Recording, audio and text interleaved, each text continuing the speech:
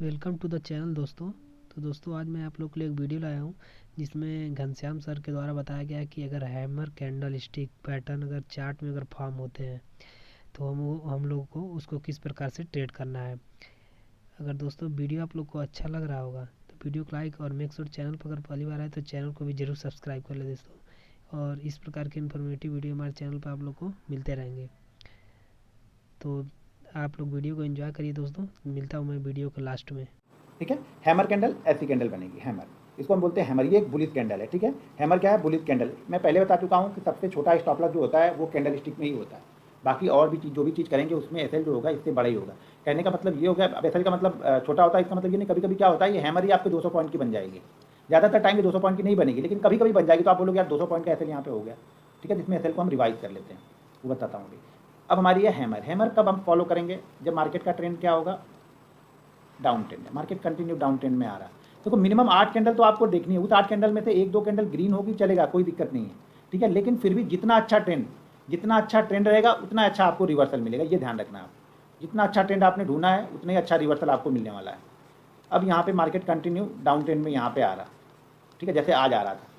अब मार्केट यहाँ पे कंटिन्यू डाउन ट्रेंड में। अब डाउन ट्रेंड में आने के बाद यहाँ पे हैमर कैंडल बन गई। हैमर के लिए कलर इंपॉर्टेंट नहीं है। बाकी जो कैंडल बताएंगे उसके लिए कलर इंपॉर्टेंट है, लेकिन हैमर के लिए हमारे पास कलर इंपॉर्टेंट नहीं है। वो रेड बन रही है, ग्रीन बन रही है, ब्लैक बन रही है, येलो बन रही है, ब्लू बन रही है, कोई मतलब नहीं है। कलर इंपॉर्टेंट नहीं है। ये रेड भी बन सकती है और ग्रीन भी बन सकती है। ठीक है, रेड है तो भी वही काम करेगी, ग्रीन है तो भी वही काम करने वाली है। तो ये कंटिन्यू 8 कैंडलों का यहाँ पे डाउनफॉल आ गया। ठीक है, डाउनफॉल आने के बाद में यहाँ पे एक हैमर कैंडल बन गई। और ये हैमर कैंडल को हम कब बाइंग करेंगे ये ध्यान रखना। ये हैमर 3 तरीके की हैमर रहेगी। अगर एक छोटी के हैमर है, छोटी हैमर का मतलब है जैसे ये कैंडलें बनती हुई आ रही है, अगर इसी साइड में बनती हुई आ रही तो उसे हम छोटी हैमर बोलेंगे। तो अगर ये छोटी हैमर है तो हम क्या करेंगे? प्रीवियस कैंडल के हाई के ऊपर बाइंग करेंगे।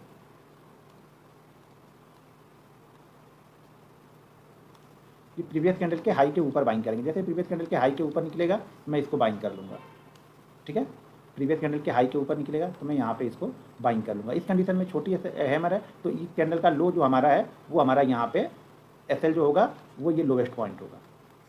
ठीक है, इसका जो टारगेट होता है, जो छोटी हैमर होती है उसका जो टारगेट होगा वो टारगेट 2 टाइम रहेगा। अगर मान लो ये कैंडल 10 रुपये की बनी है तो टारगेट हमारा 20 रुपये का होगा। कैंडल 5 रुपये की है तो टारगेट हमारा पहला टारगेट जो होगा वो 10 रुपये का होगा।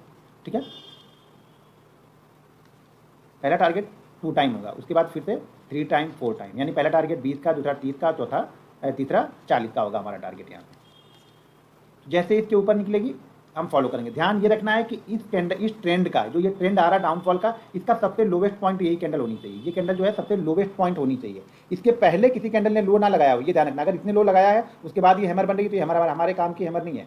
हमें हैमर बिल्कुल ट्रेंड में चाहिए। बिल्कुल एक ट्रेंड आ रहा हो, डाउनफॉल आ रहा हो, वहाँ पे हैमर बनेगी तो काम करेगी। देखो मैंने आज एक ट्रेड लिया था जिसमें 51,000 का प्रॉफिट हुआ था, देखा था आप लोगों ने।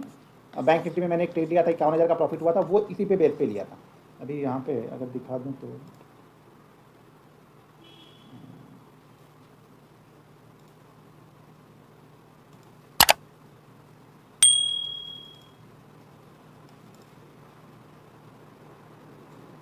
चार्ट दिख रहा दिख रहा है।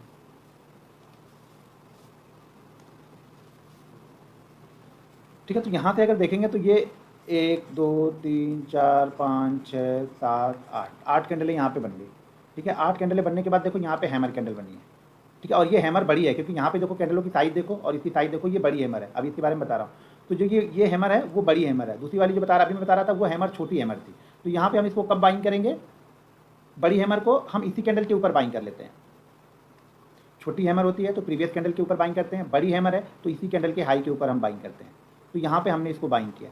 ये हमारा एसएल नहीं रहेगा। जब बड़ी हैमर बनती है ना तो एसएल हम 50 कर देते हैं, यानी इसका आधा हैमर कर देंगे। अगर ये 100 पॉइंट की है बैंक निफ्टी में तो एसएल हमारा सीधा 50 पॉइंट का हम लेंगे, इससे ज़्यादा एसएल नहीं लेंगे।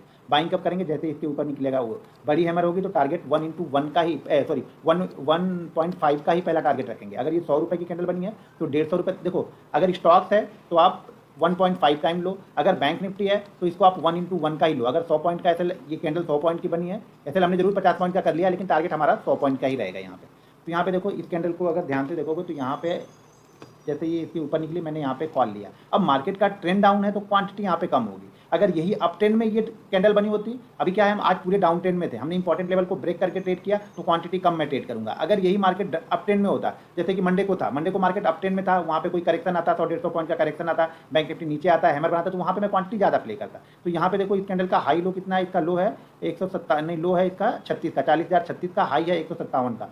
अब 157 है तो 158 तक 60 जैसे जाएगा उसके ऊपर हम लेंगे। 160 के ऊपर मान लिया हमने ले लिया, और यहाँ पे हाई कितने का लगाया इसने, 290 का हाई लगाया। 160 के बाद 290 का हाई, मतलब उसी फ्लो में गया। 160 के बाद 290, 130 पॉइंट का मोमेंट आपको मिल गया। 50 पॉइंट का आपने एसएल रखा, 130 पॉइंट का यहाँ पे आपको मोमेंटम मिल गया। तो यहाँ पे मुझे वो 50,000 रुपये, 51,000 रुपये मुझे यहाँ पे मैंने बैंक निफ्टी, क्योंकि एक्सपायरी का दिन था तो 100-150 पॉइंट का मूवमेंट भी बहुत बड़ा होगा, तो यहाँ पे मैंने 50 पॉइंट यहाँ पे कलेक्ट कर लिए। ठीक है, यहाँ पे 50 पॉइंट की मूवमेंट मिली और मेरा काम यहाँ पे हो गया। ट्रेड लेने से मैं डरता नहीं हूँ। अगर कोई पैटर्न मेरे को सही कंडीशन पे मिलता है तो मैं ट्रेड लेने से नहीं डरता। ज़्यादा से ज़्यादा क्या करेगा, एसएल करेगा, मैं एसएल ले लूँगा। क्वांटिटी अगर लिमिट में है तो कोई डरने की जरूरत ही नहीं। मैं प्रॉफिट में था तो यहाँ पे छोटी क्वांटिटी मैंने ट्रेड की और उसमें भी मुझे 50,000 का प्रॉफिट यहाँ पे बना, शायद 51,000 का प्रॉफिट बना। ये हैमर बड़ी हैमर है। छोटी हैमर होती तो हम क्या करते हैं, प्रीवियस कैंडल के हाई के ऊपर बाइंग करते हैं। जैसे अगर छोटी हैमर बोलेंगे तो जैसे ये फॉलो नहीं करेंगे, क्योंकि यहाँ पे 1-2 ही कैंडल है। हमें पहले तो ये 8 कैंडल का ट्रेंड देखना है। जब तक ये 8 कैंडलों का ट्रेंड नहीं होगा तब तक हम इसे फॉलो नहीं करने वाले हैं, कोई भी कैंडल हो। ठीक है, तो अब यहाँ पे जैसे सेम सिचुएशन यहाँ पे बनी, जैसे यहाँ पे सिचुएशन बनी है बैंक निफ्टी में, उसी तरह की सिचुएशन अगर यहाँ पे हम देखें तो मार्केट मान लीजिए जैसे डाउन ट्रेंड में आ रहा है कंटिन्यू, बीच में एक ग्रीन कैंडल बनी, कोई दिक्कत नहीं है। ठीक है, बार बार मैं समझा रहा हूँ, ग्रीन कैंडल ध्यान रखना। अब यहाँ पे आके हैमर कैंडल, मान लीजिए हैमर ये रेड की वजह यहाँ पे ग्रीन बन गई। हैमर रेड बनेगी तो भी चलेगा और ग्रीन बनेगी तो भी चलेगा, मैं बार बार बोल रहा हूँ। अब ये जो हैमर है वो क्या है, बड़ी हैमर है। इन सब सारे कैंडलें बनती हुई आ रही है, इससे बड़ी है, तो इसको बड़ी हैमर जो भी रहेगी उसका जो एसएल होगा वो आधा कर लेंगे। ठीक है, आधा कर ले। अगर बैंक निफ्टी ट्रेड कर रहे हो और ये कम से कम 70 पॉइंट की है तो एसएल 70 पॉइंट का ही आपको लगाना पड़ेगा। ये अगर 120 पॉइंट की मान लीजिए हो गया, 100 पॉइंट से ज्यादा का हो गया, तभी इसको आधा करना है। अगर ये 70 पॉइंट की है, 60 पॉइंट की है और आपको बड़ा लग रहा है तो भी हम उसको ही फॉलो करेंगे। ठीक है, स्टॉक में बड़ा लग रहा है तो इसको आप हाफ कर देना। बड़ी हैमर है तो इसी हैमर के ऊपर बाइंग कर लेंगे। जो छोटी हैमर होगी टारगेट हम 2 टाइम, 3 टाइम और 4 टाइम रख रहे थे। ठीक है, बड़ी हैमर है तो टारगेट वापस कितना, अगर बैंक निफ्टी ट्रेड कर रहे हो तो 1 बाई 1 ही रखना। ये जितनी बड़ी कैंडल बनी है ना, पहला टारगेट उसी के आसपास का रखना है आपको, 1 into 1 ही रखना। सेकंड टारगेट फिर इसका 1.5 कर लेना। बैंक निफ्टी है, स्टॉक्स है तो 1, 2 और 3, यानी 1 टाइम, 2 टाइम और 3 टाइम। मान लीजिए अगर बड़ी कैंडल है ये 5 रुपये का है तो पहला टारगेट हमारा क्या होगा, 10 का, दूसरा 15 का और तीसरा 20 का यहाँ पे टारगेट होगा।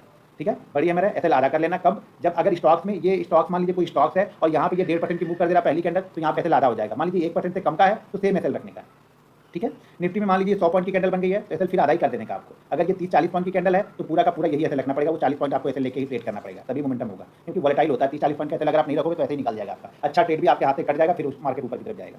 ठीक है, तो हैमर रेड होगी तो भी चलेगा, ग्रीन होगी तो भी चलेगा। बड़ी हैमर है तो इसी के ऊपर बाइंग करेंगे। अगर ये छोटी हैमर यहाँ पे होती इस तरह की तो हम क्या करते हैं, प्रीवियस कैंडल के हाई के ऊपर बाइंग करते हैं। ये नजर खाली ध्यान से रखना कि बड़ी हैमर है तो इसी के ऊपर बाइंग करेंगे, छोटी है तो प्रीवियस कैंडल के हाई के ऊपर हमें बाइंग करना है हैमर में। क्लियर है? तो उम्मीद करता हूँ दोस्तों वीडियो आप लोग को अच्छा लगा होगा। अगर वीडियो अच्छा लगा तो वीडियो को like and make sure channel पर पहली बार आए तो चैनल को भी जरूर सब्सक्राइब करते हैं। मिलते हैं किसी और वीडियो में, तब तक के लिए take care and bye bye.